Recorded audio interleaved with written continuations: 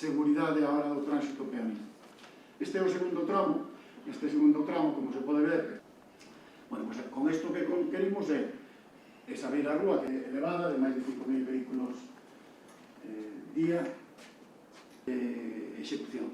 De feito, este muro facémolo así por dúas causas fundamentais. Unha, porque dispoñemos que vai unha parada de bus, como podemos ver, como conquerir ese ancho mínimo de beira-rúa, mobilidade segura do tránsito peonil se poida conquerir. E por último, 20 metros de anchura e unhas beirarrúas de como unha mistura bituminosa con formigón bituminoso estamal, con bordo formigón, pavimento similar ao existente. Por último, temos unha pequena infografía onde se pode ver unhas das actuacións.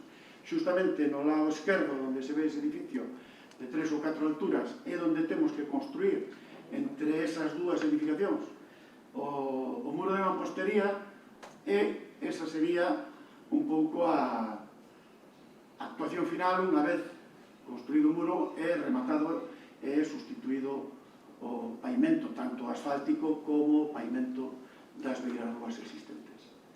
E esta é esa actuación que víamos da situación actual, e isto sería unha perspectiva de como quedaría o que falábamos antes. Podemos conquerir facer este muro, porque non é tanta altura con respecto á estrada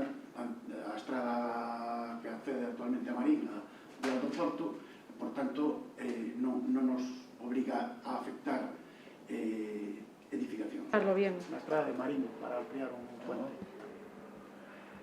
Juan, aquí si te puedes...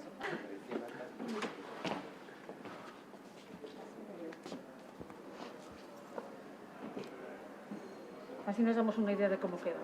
Por lo tanto, unha actuación complexa, pero completa, nesos 500 metros na PO 546 en Estribela, que sale hoxe a información pública cun investimento previsto de 880.000 euros incluídas as expropiacións, é dicir, para que 500 metros, 880.000 euros como consecuencia desas estruturas que hai que executar, e que hoxe sale a información pública, que os interesados teñen ata o próximo 3 de novembro para presentar alegacións. Seguiremos traballando posteriormente dese período de información pública co obxectivo de licitar as obras no primeiro trimestre do ano 2022 e que podan iniciarse no verán do ano 2022 cun plazo de 12 meses como consecuencia desas estruturas, pero en calquera caso no ano 2022 en obras con esta primeira fase. Por lo tanto, con traballo, con investimentos concretos nesa primeira fase, pero que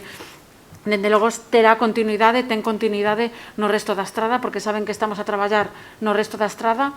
Esta primeira fase é Estribela, pero estamos traballando na actuación completa de toda a estrada Bella de Marín. Estamos con un estudio de alternativas que o estamos analizando dende todas as perspectivas, dende o punto de vista de viabilidade técnica, viabilidade económica, tamén desde perspectiva ambiental e tamén social.